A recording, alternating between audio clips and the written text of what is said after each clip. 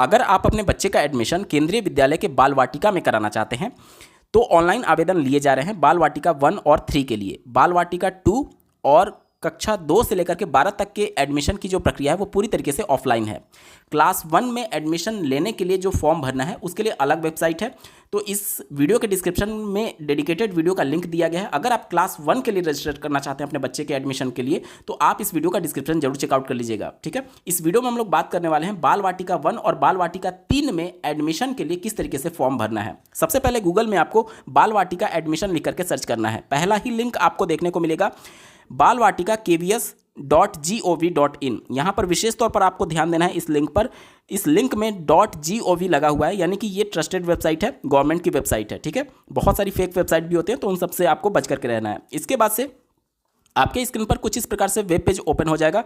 यहाँ पर कुछ चीज़ें आपको समझना बेहद जरूरी है, जैसे कि जितने भी केंद्रीय विद्यालय होते हैं हो सकता है कि उसमें बाल वाटिका अवेलेबल ना हो। तो सबसे पहले आपको लिस्ट देखना है कि जिस विद्यालय में आप एडमिशन के लिए चाहते हैं क्या वहाँ पर बाल वाटिका अवेलेबल है या फिर नहीं। तो यहाँ पर आपको एक लिंक दिया गया है लिस्ट ऑफ बाल वाटिका केवीएस। तो सबसे पहले इस लिंक पर मैं क्लिक करता हूँ। यहाँ पर आप देख सकते हैं टोटल पूरे देश भर में 493 बाल वाटिका केंद्रीय विद्यालय हैं जहां पर बाल वाटिका अवेलेबल है।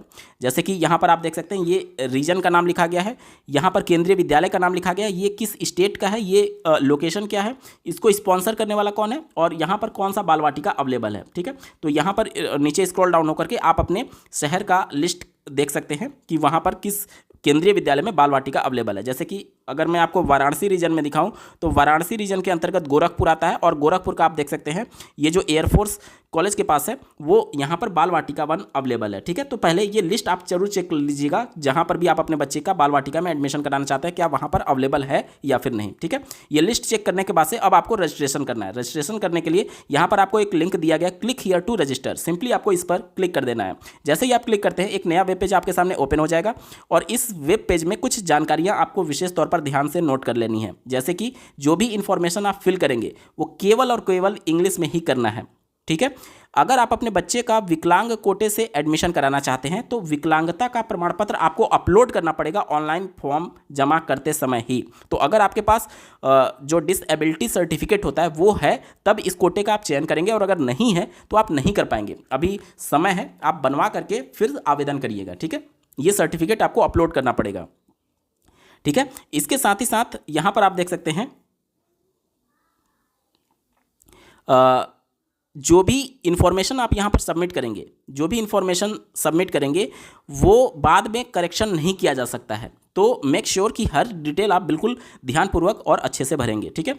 अब रजिस्ट्रेशन किस तरीके से करना है यहाँ पर देख सकते हैं। सबसे पहले आपसे पूछा जा रहा है क्लास, किस क्लास में आप अपने बच्चे का एडमिशन कराना चाहते हैं। तो बाल वाटिका जैसे प्राइवेट स्कूल में आप देखते हैं नर्सरी होता है पहले, उसके बाद LKG होता है, उसके बाद UKG होता है और इसको पास करने के बाद से बच्चा कक्षा 1 में जाता है। तो जो नर्सरी होता है उसको बाल वाटिका 1 के नाम से जानते हैं, ठीक है, बाल वाटिका 1 के नाम से। जो LKG होता है उसको बाल वाटिका 2 के नाम से जानते हैं और जो UKG होता है उसको बाल वाटिका 3 के नाम से जानते हैं। तो 1 और 3 की प्रक्रिया ऑनलाइन है, बाल वाटिका 2 की प्रक्रिया ऑनलाइन नहीं है बल्कि आपको उस विद्यालय में जाकर के एडमिशन के लिए ऑफलाइन प्रक्रिया करनी होगी, ठीक है। तो ये जो फॉर्म है केवल बाल वाटिका 1 और बाल वाटिका 3 के लिए है। अब बाल वाटिका 1 में एज जो लिमिट है एडमिशन के लिए वो बाल वाटिका 1 की मैं बात कर रहा हूँ 3 से लेकर के 4 साल के बीच में आपके बच्चे का एज होना चाहिए और ये जो एज काउंट किया जाएगा वो 31 मार्च 2025 को काउंट किया जाएगा।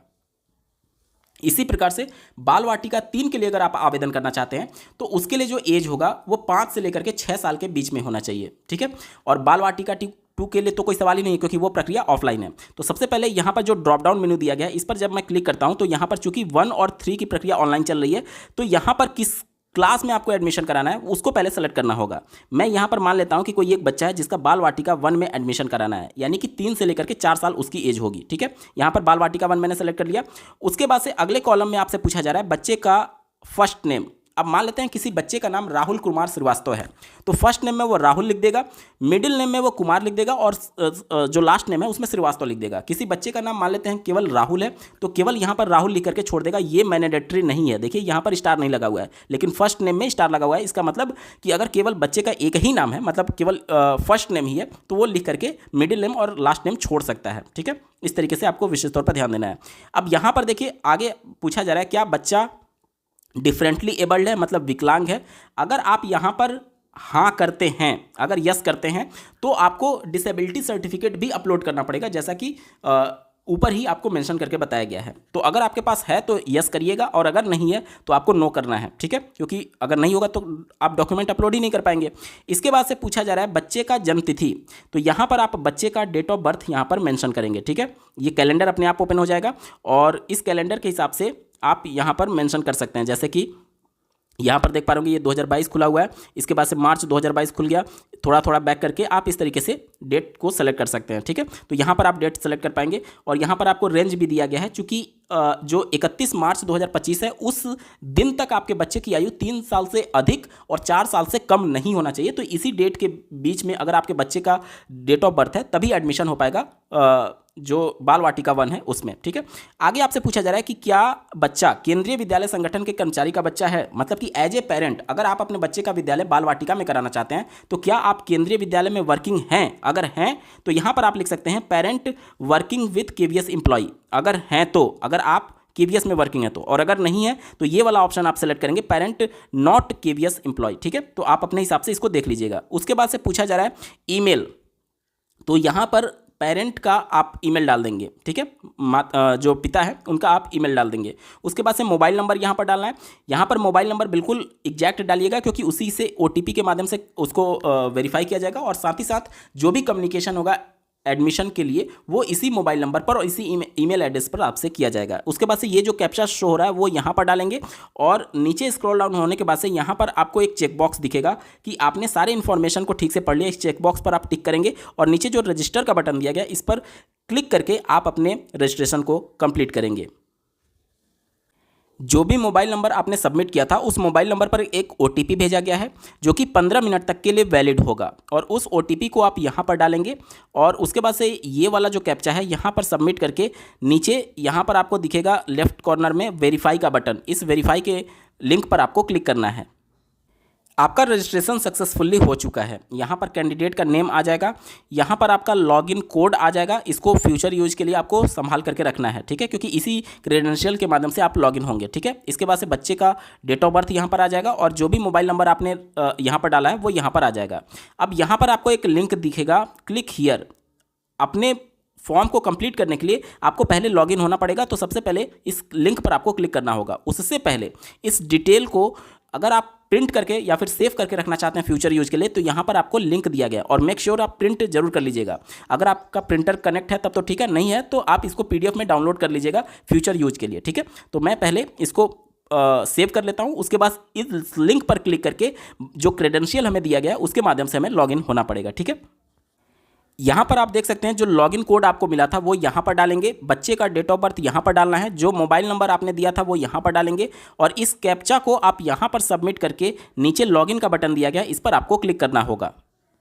लॉगिन करने के बाद से कुछ इस प्रकार से डिटेल आपके सामने ओपन होंगे, जिसमें कुछ सेक्शंस आपको फुलफिल करना होगा। अब जो रजिस्ट्रेशन करते समय आपने डिटेल दिए थे, जैसे बच्चे का नाम, बच्चे का डेट ऑफ बर्थ, इसके अलावा जो दिव्यांगता वाला आपने सेलेक्ट किया था केवीएस में वर्किंग है या नहीं, वो सारे आपके ऑटो फिल होंगे, जिसमें आप कोई भी करेक्शन या फिर चेंज नहीं कर सकते हैं। बाकी के डिटेल में आप नीचे स्क्रॉल डाउन होकर के अपने डिटेल को भरेंगे।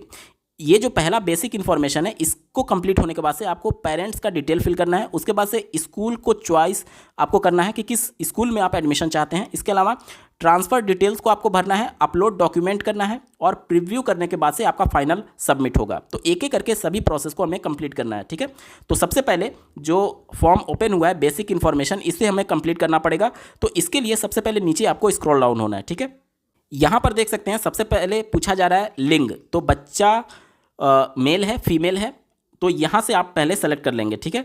तो यहाँ से मेल फीमेल और थर्ड जेंडर का यहाँ पर ऑप्शन देखने को मिल रहा है, तो आप अपने हिसाब से यहाँ पर सेलेक्ट कर लेंगे। उसके बाद से पूछा जा रहा है रक्त समूह, यानी बच्चे का ब्लड ग्रुप। ये देखिए ये मैंडेटरी है, जो बाल वाटिका है उसमें ये मैंडेटरी है। तो अगर आपके बच्चे का ब्लड ग्रुप नहीं पता है तो आप किसी भी पैथोलॉजी में जाकर के पहले ब्लड ग्रुप का जांच करा लीजिएगा, ठीक है, क्योंकि ये मैंडेटरी है। इसके अलावा इसको भरे बगैर आप आगे नहीं बढ़ सकते। तो मैं यहाँ पर ब्लड ग्रुप यहाँ पर सेलेक्ट कर लेता हूँ। उसके बाद से पूछा जा रहा है जाति, यानी कि कास्ट कैटेगरी। तो यहाँ पर आपको देखना होगा कि आपका बच्चा जनरल, ओबीसी, एनसीएल, एससी या फिर एसटी किससे बिलोंग करता है, वो यहाँ पर आपको डालना है। विशेष तौर पर ध्यान ये देना है कि अगर जो भी कैटेगरी आप चुनेंगे उस कैटेगरी का बर्थ सर्टिफिकेट आपको बना करके सबमिट करना होगा एडमिशन के समय। लेकिन जनरल अगर आप चुनते हैं तो जनरल में किसी भी प्रकार का कास्ट सर्टिफिकेट आपको प्रोड्यूस करने की आवश्यकता नहीं होगी, ठीक है। तो आप अपने हिसाब से कैटेगरी यहाँ पर सेलेक्ट कर लेंगे। उसके बाद से पूछा जा रहा है परिवार का आय वर्ग, यानी कि इनकम ग्रुप, आप जो फैमिली है वो किस इनकम ग्रुप में आती है। जैसे देखिए यहाँ पर दिया गया है कम आय के अंतर्गत नहीं, मतलब कि अगर आप do not belong to low income group को सेलेक्ट करते हैं तो यहाँ पर किसी भी प्रकार का अदर डिटेल नहीं पूछा जाएगा। लेकिन जैसे ही बाकी के 2 डिटेल आप भरते हैं, जैसे इकोनॉमिकली वीकर सेक्शन यानी ईडब्ल्यूएस या फिर बिलो पॉवर्टी लेवल यानी बीपीएल, दोनों के कंडीशन में आपको यहाँ पर कुछ डिटेल्स और पूछे जा सकते हैं। जैसे कि ईडब्ल्यूएस का मैंने सेलेक्ट किया तो यहाँ पर देखिए ईडब्ल्यूएस का सर्टिफिकेट नंबर आपसे मांगा जाएगा और ईडब्ल्यूएस किस डेट में इशू हुआ था और किसने इसे इशू किया था, ये तीनों डिटेल आपसे मांगे जाएंगे। मतलब कि अगर आप ईडब्ल्यूएस या फिर बीपीएल को सेलेक्ट करते हैं तो आवेदन करते समय ही वो सर्टिफिकेट आपके पास होना चाहिए। और बीपीएल का मतलब कि जो बीपीएल कार्ड धारक होते हैं, जो राशन कार्ड वाला होता है, उससे यहाँ पर है, ठीक है।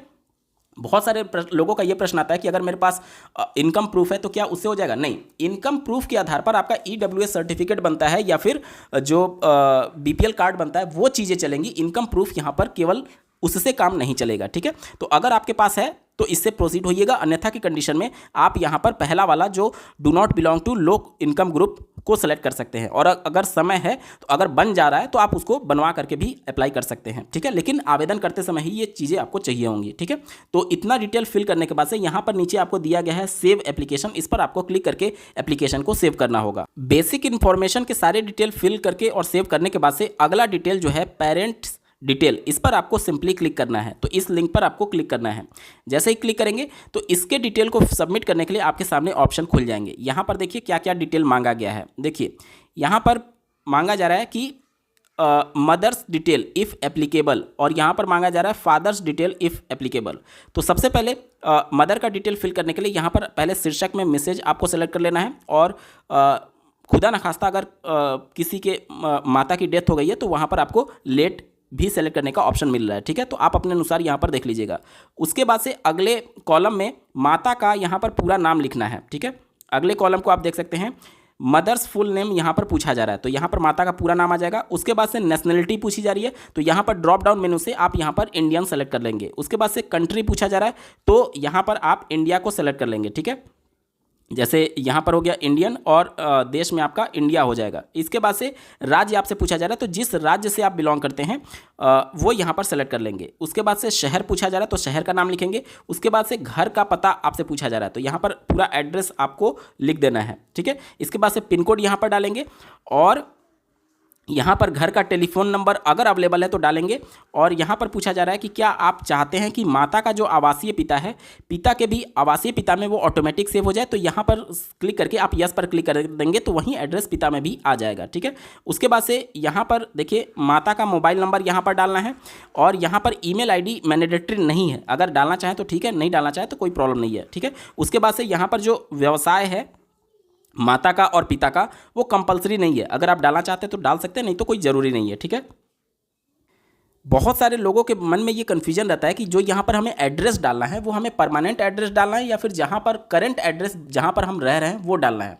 तो जैसे मान लेते हैं किसी का मूल निवास बिहार का है और वो यूपी में वर्किंग है और अपने बच्चे के साथ, पूरे परिवार के साथ वो यूपी में रहता है, तो यहाँ पर आपको एड्रेस जहाँ पर आप रह रहे हैं, जहाँ से बच्चा विद्यालय में पढ़ने जाएगा, वहाँ का एड्रेस डालना है, ना कि आपका परमानेंट एड्रेस, क्योंकि आपका परमानेंट एड्रेस तो बिहार का है। और परमानेंट एड्रेस में आपको ना डाल करके जहाँ पर आप बच्चे को एडमिशन के लिए कराना चाहते हैं उस जगह का जहाँ पर आप रह रहे हैं करंट एड्रेस वो यहाँ पर आपको फिल करना है। उम्मीद करता हूँ चीज़ें आप समझ पा रहे होंगे, ठीक है, क्योंकि उसी एड्रेस से वेरीफाई किया जाएगा आगे केवीएस में, ठीक है। चलिए, तो ये सारे डिटेल आप सबमिट करने के बाद से माता और पिता का यहाँ पर सेव एप्लीकेशन पर आपको क्लिक करना होगा। आपके मन में सवाल आ सकता है कि माता का जो फ़ोन नंबर है और पिता का जो फ़ोन नंबर है, क्या हम एक ही फ़ोन नंबर डाल सकते हैं, मतलब मोबाइल नंबर? बिल्कुल डाल सकते हैं, कोई प्रॉब्लम नहीं होगा, ठीक है। सारे डिटेल को सेव करने के बाद से यहाँ पर अगले सेक्शन चॉइस ऑफ स्कूल, इस पर आपको क्लिक कर देना है। यहाँ पर आप 3 स्कूल का डिटेल जो है वो सबमिट कर सकते हैं। अब यहाँ पर ऊपर मेंशन किया गया, देखिए आप 3 अलग अलग केंद्रीय विद्यालय में किसी भी प्राथमिकता के बिना आवेदन कर सकते हैं। स्कूल विकल्पों को भरने के लिए नीचे दिए गए टैब पर क्लिक करें। ठीक है, यदि आप 3 से कम केंद्रीय विद्यालय में आवेदन करना चाहते हैं तो आप एक या एक से अधिक टैब को छोड़ सकते हैं। हालांकि कम से कम एक विद्यालय का विकल्प आपको भरना अनिवार्य है। ठीक है, तो यहाँ पर देखिए पहला विद्यालय ये ऑटोमेटिक सेलेक्ट होगा। अब यहाँ से विद्यालय का डिटेल आपको सबमिट करना है, जैसे कि जिस विद्यालय में आप चाहते हैं वो विद्यालय किस राज्य में है। तो यहाँ पर जिस भी राज्य में आप चाहते हैं, जैसे मैं मान लेते हैं बाय डिफ़ॉल्ट उत्तर प्रदेश को चुन लेता हूँ। उसके बाद आपसे पूछा जा रहा है विद्यालय का नाम चुनें, तो यहाँ पर क्लिक करके आपको विद्यालय का नाम चुनना है। तो यहाँ पर मैं केंद्रीय विद्यालय मान लीजिए इटावा चुन लेता हूँ, तो यहाँ पर मैंने इसको सेलेक्ट कर लिया। उसके बाद से आप देख पा रहे होंगे अगला सेक्शन पूछा जा रहा है निवास से विद्यालय की दूरी कितनी है। तो यहाँ से आपको बताना है कि निवास से विद्यालय की दूरी कितनी है। ठीक है, तो देखिए ये इटावा वाला जो है वो रूरल एरिया में है। अगर मैं यहाँ पर लखनऊ को चुनता हूँ तो अब हमसे निवास से विद्यालय की दूरी यहाँ से 5 किलोमीटर के बारे में पूछा जा रहा है। और अगर मैं इटावा को चुनता तो यहाँ से 8 किलोमीटर का हमारे पास ऑप्शन आता है दूरी का। ऐसा क्यों होता है? ऐसा इसलिए होता है, पहले इसको समझ लेते हैं। देखिए ये दूरी आपसे क्यों पूछा जा रहा है, ये जो आरटी एक्ट है, आरटी एक्ट यानी राइट टू एजुकेशन, उसके अंतर्गत हर एक केंद्रीय विद्यालय में 25% सीटें जो होती हैं वो रिजर्व होती हैं आरटी कोटा के लिए। और अगर इसमें आपके बच्चे का एडमिशन हो जाता है तो कक्षा 8 तक बच्चे का जो फीस है वो पूरी तरीके से माफ़ हो जाएगा, 1 रुपये भी आपको फीस सबमिट नहीं करना है। तो जो ग्रामीण क्षेत्रों में विद्यालय होता है उसमें ये जो डिस्टेंस का क्राइटेरिया है वो 8 किलोमीटर का है, और जो शहरी क्षेत्र होते हैं उसमें जो डिस्टेंस का क्राइटेरिया होता है वो 5 किलोमीटर का होता है। जैसे इटावा में जो विद्यालय होगा वो ग्रामीण क्षेत्र में होगा, इसलिए 8 किलोमीटर यहाँ पर देखने को मिल रहा है। और अगर आप शहरी क्षेत्र देखेंगे जैसे लखनऊ का, तो वहाँ पर 5 किलोमीटर आपको देखने को मिलेगा। तो इसको लेकर के आपको कन्फ्यूज नहीं होना है। ठीक है, उम्मीद करता हूँ आप समझ चुके होंगे। उसके बाद से यहाँ पर आपको डिस्टेंस सेलेक्ट करना है। तो अगर आपके बच्चे का जहाँ पर आप निवास कर रहे हैं वो अगर 8 किलोमीटर के अंदर है ग्रामीण क्षेत्र में, तभी आरटी कोटा में एडमिशन हो पाएगा। या फिर ओबीसी एससी एसटी में जाते हैं तो वहाँ से भी चांसेस रहते हैं। तो मैं यहाँ पर चुन लेता हूँ कि अगर मेरा घर 8 किलोमीटर से कम या फिर बराबर है तो पहला वाला ऑप्शन हमें सेलेक्ट करना होगा। तो मैं यहाँ पर पहला वाला ऑप्शन सेलेक्ट करता हूँ। ठीक है, बहुत सारे लोग के मन में ये प्रश्न आएगा कि क्या गलती से या फिर जानबूझकर किसी ने गलत इन्फॉर्मेशन दे दिया तो क्या उसका एक्सेप्ट हो जाएगा? नहीं, आपको सेल्फ डिक्लेरेशन फॉर्म देना पड़ेगा, उसको आगे हम लोग वीडियो देखने वाले हैं। और जब आप एडमिशन लेने जाएंगे तो वो गूगल मैप के माध्यम से जो आप एड्रेस देंगे उसको वेरीफाई किया जाएगा वो एक्चुअली में 8 किलोमीटर या फिर 5 किलोमीटर के अंदर है या फिर नहीं है। अगर आप गलत डिटेल दिए रहेंगे तो आपका एडमिशन भी कैंसिल किया जा सकता है। ठीक है, अब देखिए आपसे पूछा जा रहा है क्या माता पिता चुनाव करें जिनकी सेवा प्राथमिकता एवं स्थानांतरण के आधार पर प्रवेश का निर्णय होगा। तो मान लेते हैं माता भी वर्किंग है और पिता भी वर्किंग है, तो कौन किसके आधार पर आप एडमिशन कराना चाहते हैं? क्योंकि यहाँ पर अगर आप वर्किंग है तो सेंट्रल गवर्नमेंट के एम्प्लॉय हो सकते हैं, स्टेट गवर्नमेंट के एम्प्लॉय हो सकते हैं, या फिर प्राइवेट नौकरी में हो सकते हैं। तो सबके लिए अलग अलग कोटा बना हुआ है और उसी के आधार पर तय होता है।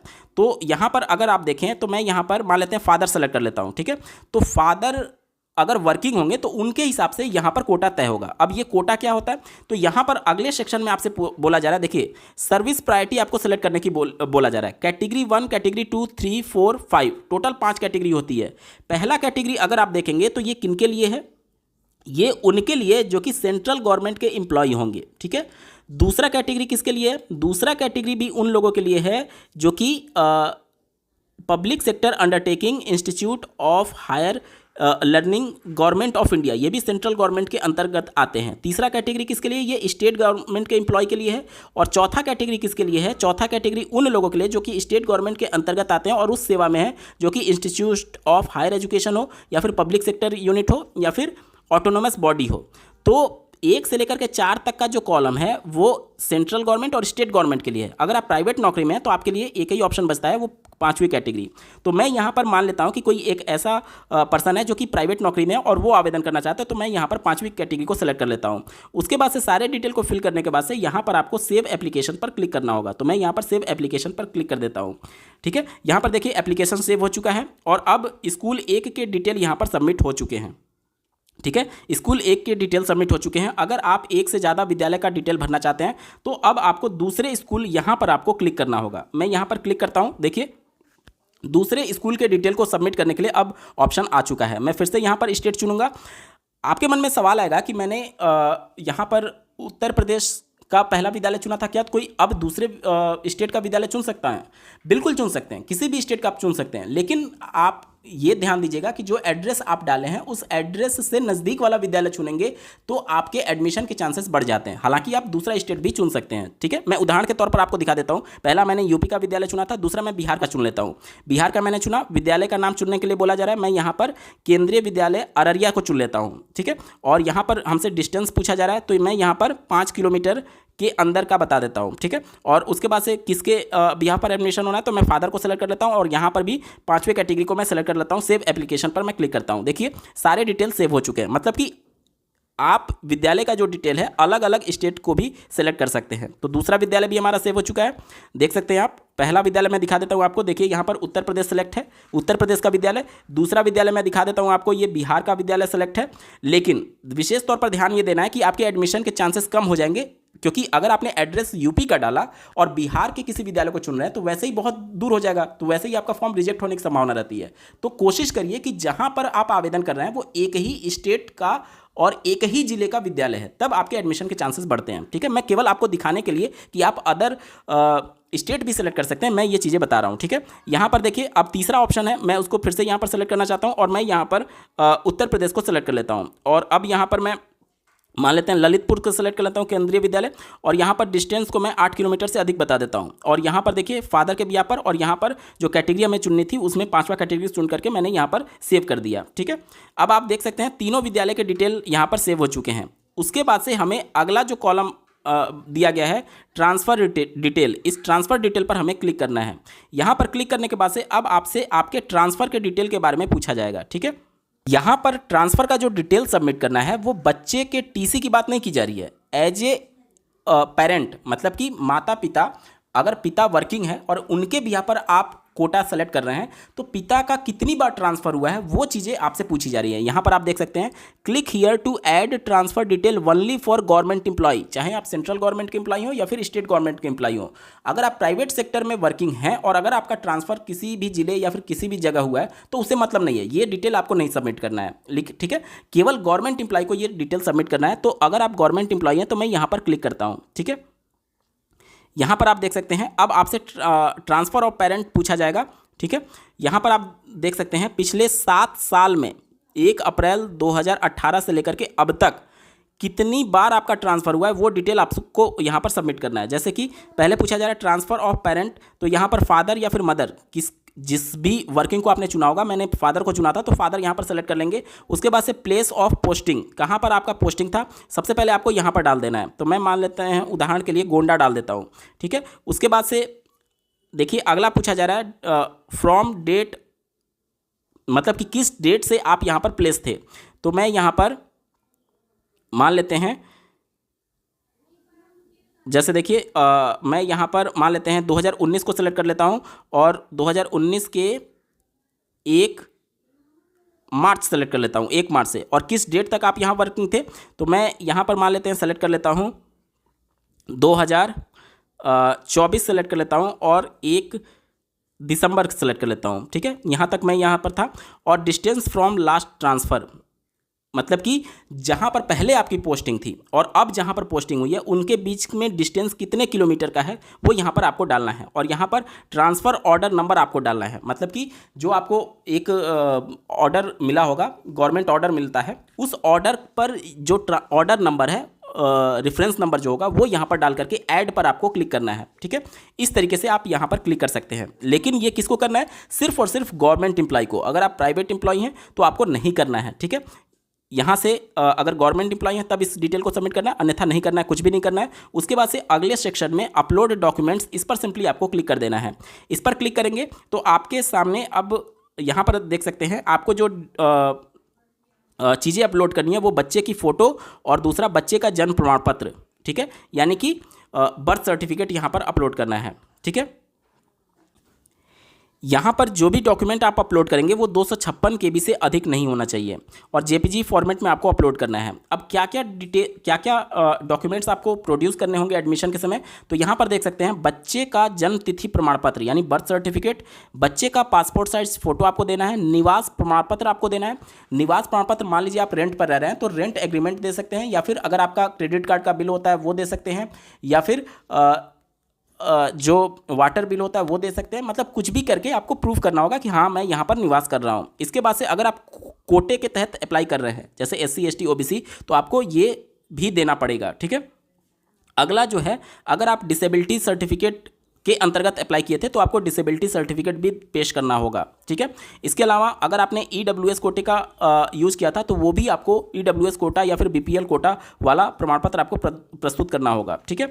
इसके अलावा अगर आप गवर्नमेंट या फिर सरकारी नौकरी वाला ऑप्शन सेलेक्ट करते हैं तो वहाँ पर सर्विस सर्टिफिकेट आपको प्रोड्यूस करना होगा। अगर आप स्टेट गवर्नमेंट सेलेक्ट करते हैं तो स्टेट गवर्नमेंट मतलब जिस भी विभाग में होंगे वहाँ से आपको, अभी मैं सब कुछ दिखाऊंगा प्रूफ के तौर पर किस प्रोफार्मा में आपको बनाना है, तो वीडियो के अंत तक जरूर बने रहिएगा, ठीक है। इसके अलावा अगर आपका ट्रांसफर हुआ है तो ट्रांसफर सर्टिफिकेट भी आपको प्रोड्यूस करना पड़ेगा बाकायदा वहाँ पर मोहर वोहर लगवा करके। उसके बाद से यहाँ पर देख सकते हैं बच्चे के माता पिता में से किसी एक के रिश्ते का प्रमाण पत्र। अब ये रिश्ता कैसे प्रमाण पत्र हो इसको प्रूफ किया जा सकता है, तो बच्चे का जो बर्थ सर्टिफिकेट होता है उसमें फादर का नाम होगा, या फिर बच्चे का अगर आधार कार्ड है तो बच्चे के आधार कार्ड में केयर ऑफ में माता या फिर पिता किसी एक का नाम होता है, तो वहां से आप इसको रिलेशनशिप प्रूफ के तौर पर इसको एक्सेप्ट किया जाता है, ठीक है। तो सबसे पहले बच्चे का यहां पर देख सकते हैं आप फोटो अपलोड करने के लिए यहां पर अपलोड का ऑप्शन दिया गया, इस पर क्लिक करेंगे और बच्चे का जन्मतिथि प्रमाण पत्र अपलोड करने के लिए यहां पर क्लिक करके अपलोड करेंगे, ठीक है।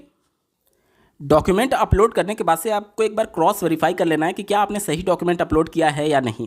तो यहाँ पर आपको व्यू का एक लिंक मिलेगा, इस पर क्लिक करके आप अपने फोटो और जो बर्थ सर्टिफिकेट है उसको एक बार क्रॉस वेरीफाई जरूर कर लीजिएगा। उसके बाद से यहाँ पर अगले सेक्शन में हमें प्रीव्यू करना है, तो प्रीव्यू पर सिंपली आपको क्लिक कर देना है। इसके माध्यम से आप अपने पूरे फॉर्म को एक बार क्रॉस वेरीफाई करेंगे कि सारे डिटेल आपके सही हैं या नहीं। सब कुछ डिटेल कंफर्म करने के बाद से अगला जो सेक्शन दिया गया है डिक्लेरेशन एंड सबमिट, इस पर सिंपली आपको क्लिक कर देना है। जैसे ही इस पर आप क्लिक करते हैं अब यहाँ पर आप देख सकते हैं कुछ डिक्लेरेशन आपसे मांगे जाएंगे, तो सिंपली आप इनको एक बार चाहें तो पढ़ सकते हैं। और नीचे यहाँ पर आपको एक चेकबॉक्स दिया गया है, इस चेकबॉक्स पर टिक करेंगे और उसके बाद से सेव टू सबमिट बटन पर आपको क्लिक करना है। जैसे चेकबॉक्स पर मैंने टिक किया और सेव टू सबमिट बटन पर मैं क्लिक कर देता हूं। यहाँ पर देख सकते हैं एप्लीकेशन सक्सेसफुली सेव हो चुका है। उसके बाद से अगला जो सेक्शन दिया गया सबमिट एप्लीकेशन, इस पर सिंपली आपको क्लिक कर देना है, तो मैं इस पर क्लिक कर देता हूँ। अब जो मोबाइल नंबर आपने दिया था उस मोबाइल नंबर पर एक OTP भेजा गया है, उस OTP को यहाँ पर डालना है और ये वाला जो कैप्चा है उसको यहाँ पर डाल करके वेरीफाई बटन पर आपको क्लिक करना होगा। सक्सेसफुली सबमिट होने के बाद से इस प्रकार से एक पॉपअप मैसेज जनरेट होगा। यहाँ पर आपका स्टेटस एप्लीकेशन में सबमिट शो करने लगेगा, यहाँ पर आपका लॉगिन कोड शो करेगा और नीचे आप देख सकते हैं सबमिशन कोड यहाँ पर शो कर रहा है और किस टाइम आपने सबमिट किया वो यहाँ पर शो कर रहा है। सही डिटेल है सब कुछ। तो यहाँ पर व्यू सबमिटेड एप्लीकेशन पर आपको क्लिक करके आप अपने एप्लीकेशन को डाउनलोड करके फ्यूचर यूज के लिए रख सकते हैं, ठीक है। व्यू सबमिटेड एप्लीकेशन पर जैसे ही आप क्लिक करेंगे तो यहाँ पर ऊपर ही आपको प्रिंट करने का ऑप्शन मिलेगा, इस पर क्लिक करके आप अपने फॉर्म को प्रिंट करके फ्यूचर यूज के लिए रख सकते हैं, ठीक है। तो ये पूरा कंप्लीट प्रोसेस है बाल वाटिका 1 और 3 में ऑनलाइन एप्लीकेशन करने के लिए। अगर आप क्लास 1 के लिए अप्लाई करना चाहते हैं तो इस वीडियो का डिस्क्रिप्शन जरूर चेकआउट कर लीजिएगा, डेडिकेटेड वीडियो का लिंक आपको डिस्क्रिप्शन में दिया गया है।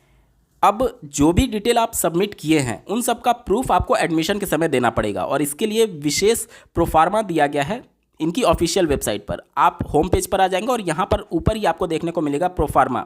इसी प्रोफार्मा के लिंक पर आपको क्लिक कर देना है। जैसे ही आप क्लिक करेंगे सबसे पहले आपको सेल्फ डिक्लेरेशन डिस्टेंस के लिए आपको देखने को मिलेगा। याद करिए आपसे पूछा जा रहा था कि आपका विद्यालय जहाँ पर आप निवास करते हैं वहाँ से 5 किलोमीटर या फिर 8 किलोमीटर वाला जो आप डिटेल भर रहे थे उसके लिए आपको सेल्फ डिक्लेयर करना पड़ेगा। यहाँ पर इस पर क्लिक करके मैं इस सेल्फ डिक्लेरेशन फॉर्म को क्लिक करता हूँ तो यहाँ पर देखिए इस तरीके का फॉर्म ओपन होगा जिसमें आप यहाँ पर आप अपना नाम लिखेंगे, फादर ऑफ मतलब कि आप किसके पिता हैं, तो यहाँ पर बच्चे का नाम आ जाएगा। उसके बाद से बियरिंग एप्लीकेशन सबमिशन कोड, जो भी एप्लीकेशन सबमिशन कोड था वो यहाँ पर डाल देंगे।